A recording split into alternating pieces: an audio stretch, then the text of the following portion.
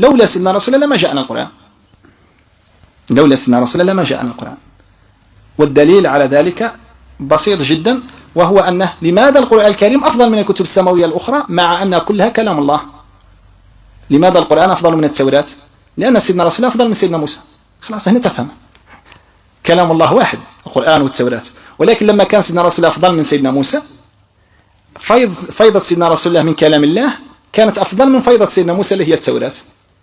إذا مكانة القرآن الكريم على قدر مكانة سيدنا رسول الله، وإن كان هو كلام الله. بقيت تفهمها من جهة أخرى، يوم القيامة كلنا نرى الله إن شاء الله من دخل إلى الجنة، ولكن يا ترى هل رؤية الله مع أن الله واحد سبحانه ستكون بمستوى واحد أم تكون متفاوتة؟ لا شك أنها متفاوتة، كل واحد على قدره. ومن بعد يجوا الأولياء، ومن بعد يجوا سادات الأنبياء والرسل، ومن بعد يجي سيدنا رسول الله صلى الله عليه وسلم. مع أن الله واحد، ولكن الفيضة والرؤية والتجلي مختلف. كذلك في القرآن الكريم، فالقرآن الكريم هو تجلي الله سبحانه وتجلي كلام الله على سيدنا رسول الله. معنى هذا أن شوف هذه المسألة هي الفيصل في هذه الحقيقة التي سنتكلم عنها الآن. من لم يرجع كل حقائق القرآن الكريم ومعارف القرآن الكريم إلى مستوى الحقيقة المحمدية لا زال لم يفهم تأويل القرآن على حقيقته، مازال ما رجعش القرآن الكريم إلى أصله. معنى هذا كما قال سيدي عبد السلام بن مشيش: وفيه ارتقت الحقائق صلى الله عليه وسلم. إذا أردت آخر مستوى من الحقائق في القرآن الكريم حينما ترجعه إلى الحقيقة المحمدية. فالقرآن الكريم في تدرجه في المستويات، في المعارف، في الحقائق، في الأسرار، إذا لم ترجعه إلى الحقيقة الأولى التي نزل عليها وهي حقيقة المحمدية ميزان ما لحقتش. يعني كلام الله سبحانه وتعالى حمال أوجه، كل يفيض عليه على قدره.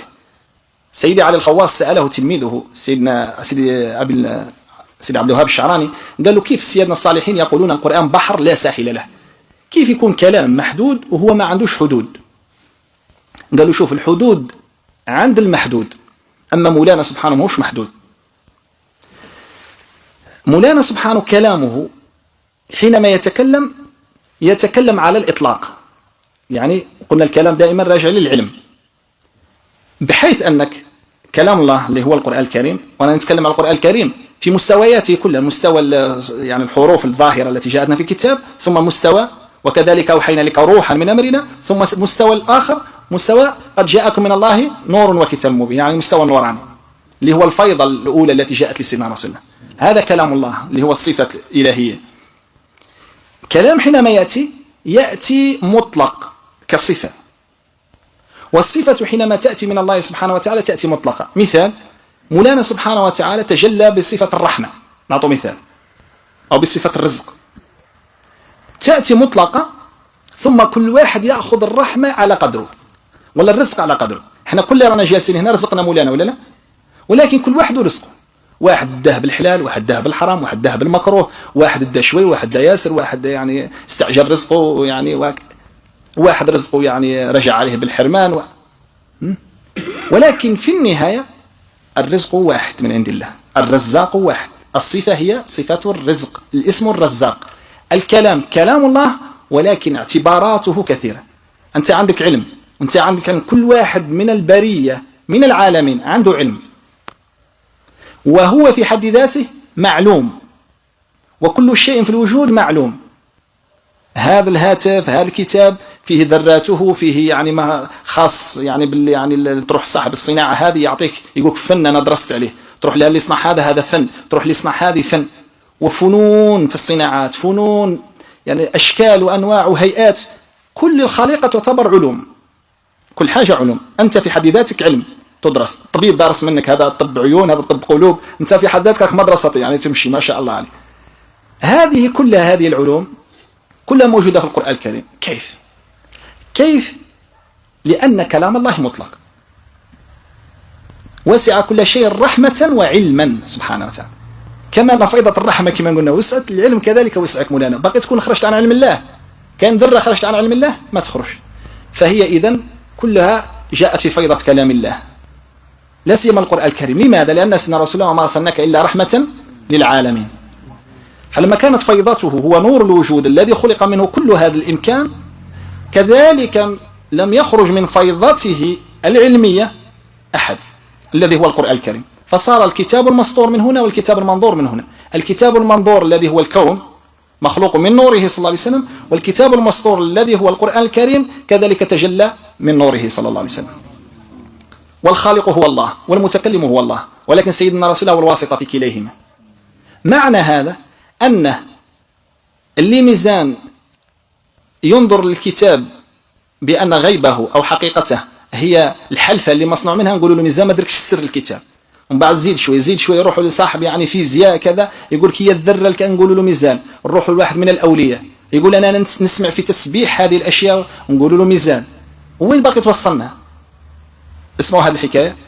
سيدي عبد الرحمن واحد من العارفين بالله يقول له سيدنا يعني أبو العباس الطنجي مشى لسيدي عبد الرحيم القناوي باقي يسلك عليه، فأدخله الخلوة وخرج قال له ماذا ترى يعني شفت عليك مولانا؟ قال له أنا نشوف يعني الكون من العرش إلى الفرش كل شيء يسبح بمولانا سبحانه. قالوا لا زال مستوى التسبيح، مش مستوى الذرة ومن يعرف وكذا تاع الفيزياء، هذا مستوى وإن من شيء لا يسبح بحمده ولكن لا تفقهون، ولم يقل لا تسمعون، مسألة فهم عن الله يعني قلوب بصيرة.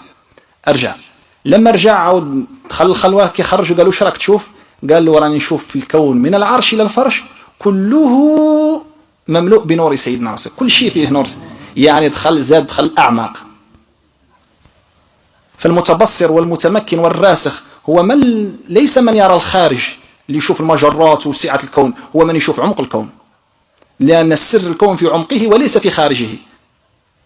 وإنا لموسعون قال المولى سبحانه وتعالى والسماء بنيناها بأيد وإنا لموسعون. مازال الكون يتوسع، ولكن الكون يتوسع في تفاصيله، كتاب عادوا 10 كتب، هذه كلها أغيار، قضية الأغيار. ولكن شوف لي النور الذي خلقت منه في البداية، هذا هو السر الذي لا يطلع عليه إلا العارفون بالله. كذلكم كما هذا في الكتاب المنظور في الكتاب المسطور كذلك. ليس العارف بالله هو من يفصل القرآن الكريم، ولكن هو من يجمل القرآن الكريم، هو من يرجعنا القرآن الكريم النقطة الباء.